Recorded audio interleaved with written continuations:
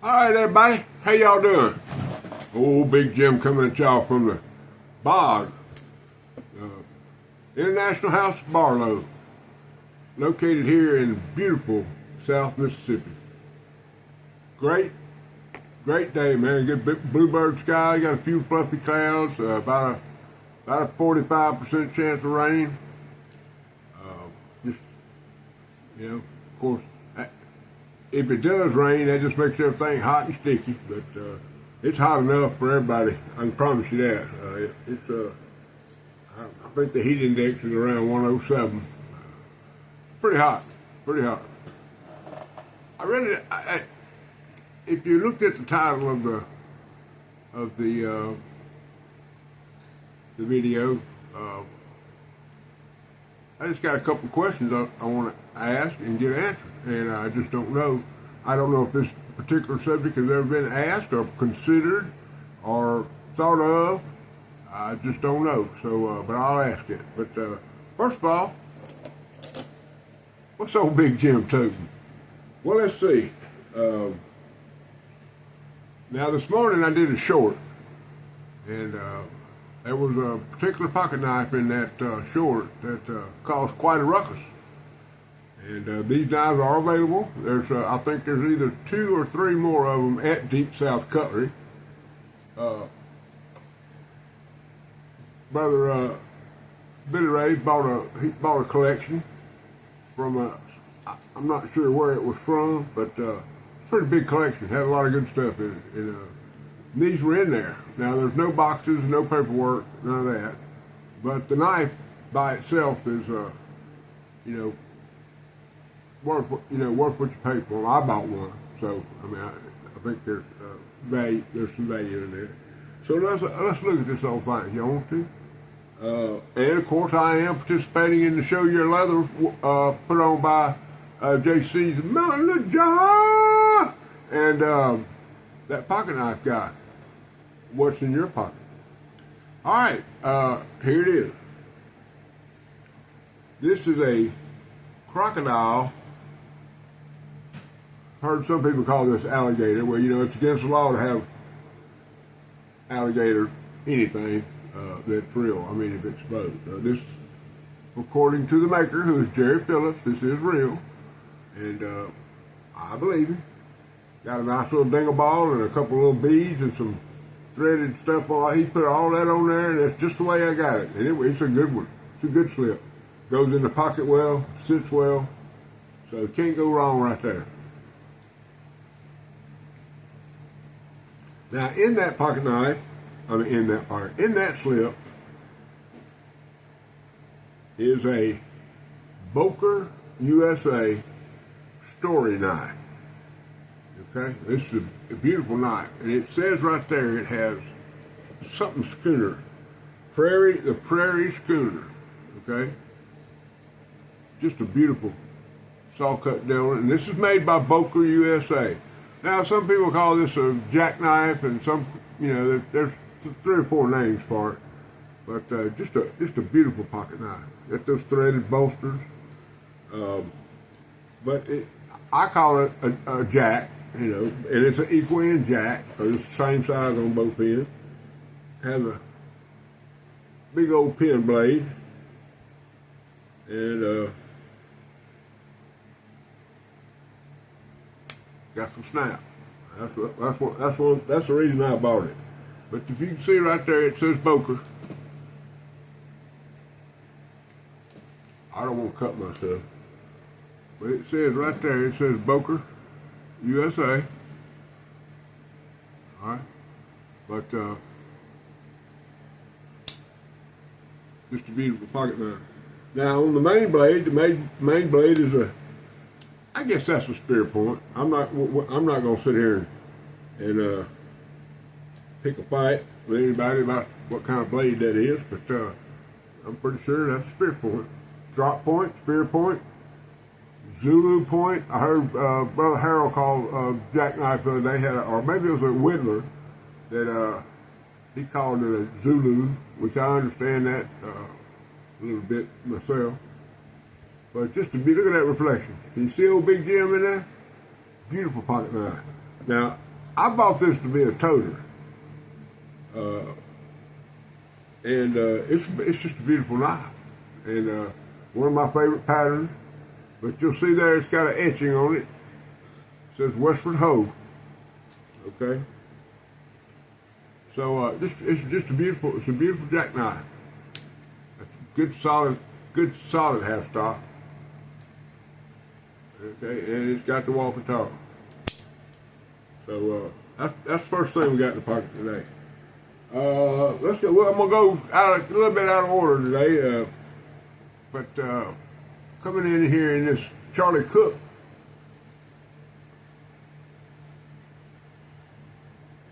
See, the sun's gonna pretty. That thing gonna teen her up. Yeah, that thing's pretty right there. But just to be, this is a stitching on that sun gun. Charlie Cook is the man. Charlie Cook. But coming in there, y'all might remember a couple of days ago on Modified Monday, I showed y'all this Barlow. Okay, now this is a Colonial, but it's not the hubcap type Colonial Barlow. This has a mainspring. You see that top pin right there. Anytime you see 3 pins, it's usually not going to be a hubcap Barlow or clamshell Barlow or clip-on Barlow, whatever you want to call it. But just a beautiful saw cut building. And I got this from a guy named Jacob Dameron on Whatnot, and him and Brother Seth are pretty good buddies. And that's how I got over and found out about him. And he's a great guy. They horse trading, karate chopping. You know, they got all that stuff going on. But this is gonna probably be my toter for a minute. And the reason that it's gonna be my toter, which I guess I'll go ahead and share with y'all, is because this sun gun is hair popping sharp. I just hit it on it. Of course, I had to reprofile the blade. If y'all remember, the story on this was it was so it looked like somebody had only tried to sharpen it on one side of the blade. The other side was virgin, but the show side of it had a big, looked like it had a sanding wheel on a Dremel tool put on it. But just a great little Barlow. All right, now the last slip coming in here. This is a Rough Rider slip. One of the first slips I ever got. I had 2 of these, and I sent one to Mountain Jar. I sent him a Barlow, and put it in one of these slips and sent it to him. But this is a Rough Rider. It's a large, 4-inch sheath. Got a little lanyard hole right there. And I got a little dingle ball and just a simple little overhand knot. So you reach in there and pull it up and get it out of there. But riding in that Rough Rider slip, which you get these slips for $10 or less, depending on where you order them from. If you go to Smoky Mountain, if they have them, they're usually out. But if they have them, just get them, throw one in your order. But coming in that bad boy is a case, full-size Sodbuster in carbon steel. Okay. And this is going to lead us into the question of the day. See that tang stamp? This is a 22.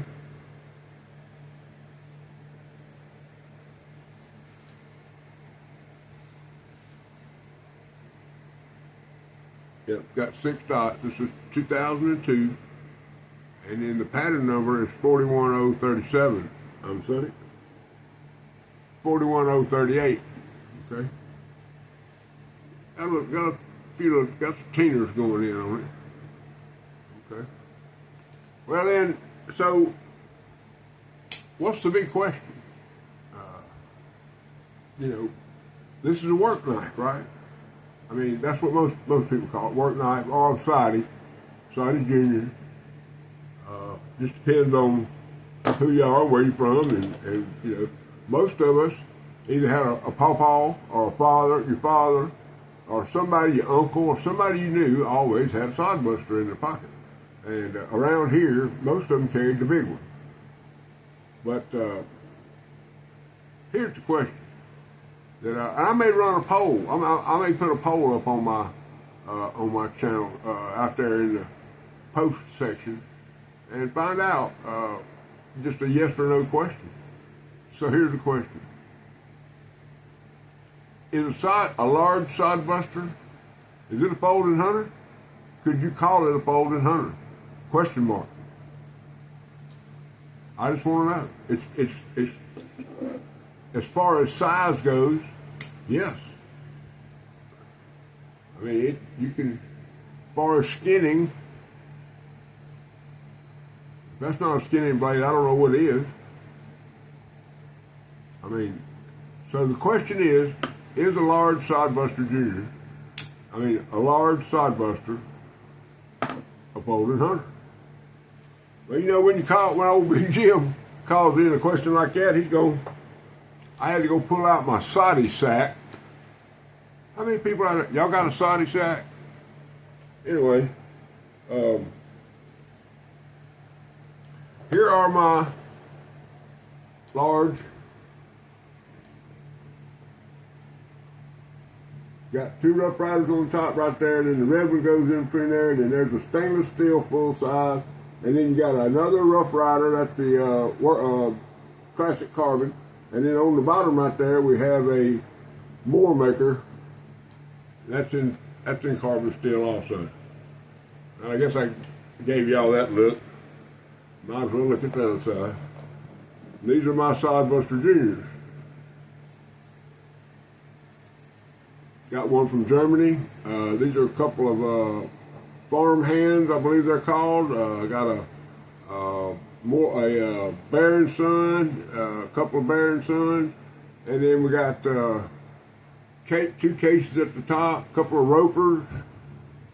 But you know, not a pattern that I collect heavily, but here recently I picked up a few. So I guess that's the question.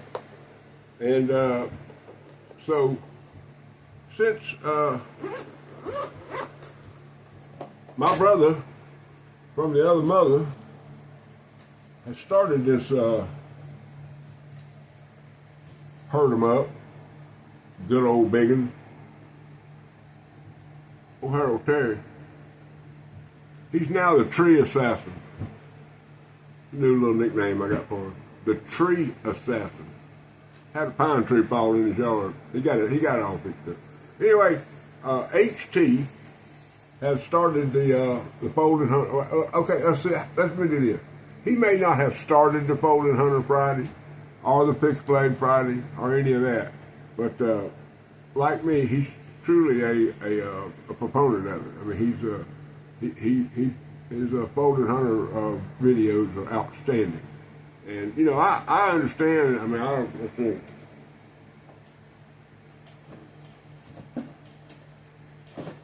I don't know that I have a folding hunter. I know I got one sitting here somewhere, but anyway, I can't see it and find it real quick. But anyway, so I mean, the classic folding hunter, you know, the Buck 110, the Schrade LB7s, LB8s, Uncle Henry LB8. I mean, all those knives are folding hunter. They're all in a classic design. I probably got 30 folding hunters myself, different sizes and situations. So, so that's the question of the day. I'm going to put the poll up and see if y'all participate. I'd like for all y'all to try to find the poll. Of course, I think it comes up on all y'all. It comes up on your page, but whether you see it or participate or not, that's fine too. But so we got almost 900 subscribers. So let's see if we can get 900 votes. Okay, that's a little challenge for y'all. Y'all up for a challenge? Just asking. All right, guys. It's Friday. It's hot. I got my